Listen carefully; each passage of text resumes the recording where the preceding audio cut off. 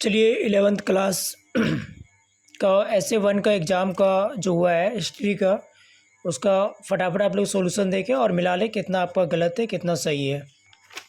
चलिए तो हम लोग चलते हैं।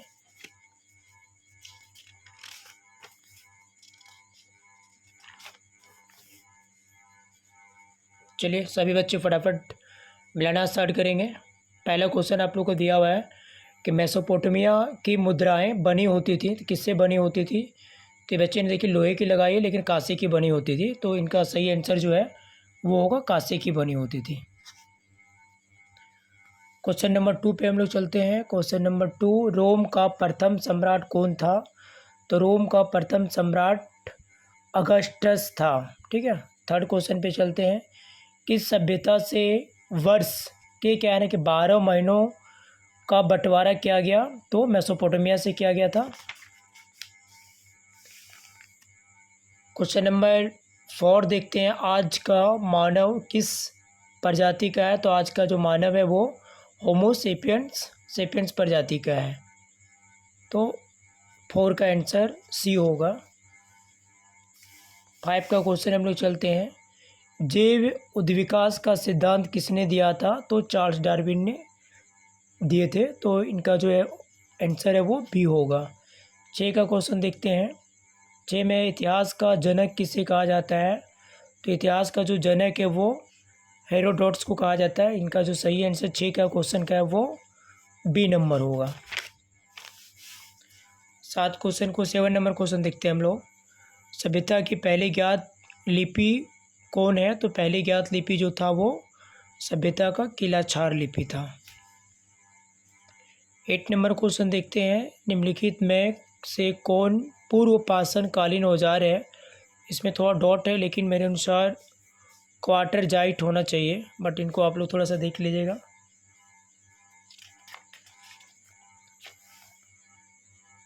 मंगलों का प्रिय पशु था, क्या था? तो घोड़ा। मंगलों का जो प्रिय पशु था वो घोड़ा था। भारत में ना एकमात्र मानववंशी जीवाश्म कहाँ से मिले थे? तो हथनोरा से मिला हुआ था। तो इनका 10 नंबर का जो सही आंसर होगा वो होगा हथनोरा। चलिए 11 नंबर क्वेश्चन देखते हैं। निम्नलिखित में से विश्व की प्राचीनतम सभ्यता कौन सी थी? तो मिस्र सभ्यता। सबसे पुरानी जो सभ्यता थी वो मिस्र सभ्यता थी। चलिए 12 नंबर देखते हैं। रोम किस नदी के तट पर स्थित है? तो रोम जो है वो टाइबर नदी के तट पर स्थित है, तो इनका सही आंसर भी होगा। 13 का चलते हैं। वह कौन सा प्राचीन साम्राज्य था जो 3 महादेश में फैला था? तो रोमन साम्राज्य। इसका सही आंसर जो होगा 13 का वो रोमन साम्राज्य होगा। 14 क्वेश्चन नंबर चलते हैं। मेसोपोटामिया के मुख्य मंदिर कहलाते थे, क्या कहलाते थे? तो इनको इन्ना बोला जाता था। तो मेसोपोटामिया के मुख्य मंदिर जो है वो इनका सही आंसर होगा इना, मतलब डी ऑप्शन सही होगा। 15 का क्वेश्चन देखते हैं। 15 का क्वेश्चन है, रोमन साम्राज्य में कोलोसियम था, क्या था? तो ये एक अखाड़े का नाम था। कोलोसियम जो था वो एक अखाड़े था, तो इसका जो आंसर है वो बी होगा। 16 में दजला एवं क्या है कि फरात नदियाँ गिरती है, किससे गिरती है? तो फ्रांस की खाड़ी से। तो इसका जो सही आंसर है वो होगा फ्रांस की खाड़ी में। बी आंसर सही होगा। 17 में जो है वो है जूलियस सीजर किस देश का शासक था? तो ये रोम का शासक था, तो इसका सही जो आंसर है वो रोम होगा। क्वेश्चन नंबर हम लोग देखते हैं 18। मेसोपोटामिया की प्रथम ज्ञात भाषा क्या थी? तो इसको आप लोग जानते हैं सुमेरियन भाषा था। मेसोपोटामिया में सबसे पहले जो ज्ञात भाषा थी वो सुमेरियन भाषा थी। क्वेश्चन नंबर 19 चलते हैं। सोलिडस नामक सिक्का किसने प्रचलित किया था? तो ये जो चलाया था वो कॉन्स्टेंटाइन ने चलवाया था, तो इसका सही आंसर जो होगा 19 का वो डी होगा। 20 में है कि लातीनी भाषा किस साम्राज्य की प्रमुख भाषा थी? तो रोम साम्राज्य की। लातीनी भाषा जो था वो रोम साम्राज्य की प्रमुख भाषा थी। 21 नंबर क्वेश्चन है कि निम्नलिखित में से किस नगर में वर्का शीर्ष मिला था? तो ये तो आप लोग को याद होगा, उरुक नगर में मिला हुआ था वर्का शीर्ष। और 22 नंबर क्वेश्चन हम लोग चलते हैं। रोमन साम्राज्य का प्रसिद्ध चिकित्सक कौन था? तो गेलन। रोमन साम्राज्य का जो प्रसिद्ध चिकित्सक था वो गेलन था। मेसोपोटामिया शब्द की उत्पत्ति किस भाषा में हुई थी? तो मेसोपोटामिया शब्द की जो उत्पत्ति है वो यूनानी भाषा में हुआ था और लातीनी भाषा में हुआ था। तो ये और भी दोनों होगा, तो सी नंबर ऑप्शन सही होगा। 24 में चलते हैं क्वेश्चन नंबर। एम्फोरा क्या है? तो एम्फोरा जो है वो एक बर्तन था, तो वो मटका होगा। तो एम्फोरा जो है वो क्या होगा? तो मटका। वह काल जिसके लिखित के आना साक्ष्य उपलब्ध नहीं है क्या कहा जाता है? तो वो ऐतिहासिक काल कहलाता है। तो इसका आंसर जो होगा वो डी नंबर होगा। 26 नंबर का क्वेश्चन देखते हैं। 26 में क्या है कि on the origin of species नामक पुस्तक किसने लिखा? तो चार्ल्स डार्विन ने इसको लिखे थे। तो इसका सही आंसर सी होगा, चार्ल्स डार्विन। 27 चलते हैं। मेसोपोटामिया की सबसे पहली जो सभ्यता है ना कौन सी था? तो ये जो था ना वो सुमेरियन सभ्यता था। तो मेसोपोटामिया की सबसे जो है पहली सभ्यता जो थी वो सुमेरियन सभ्यता।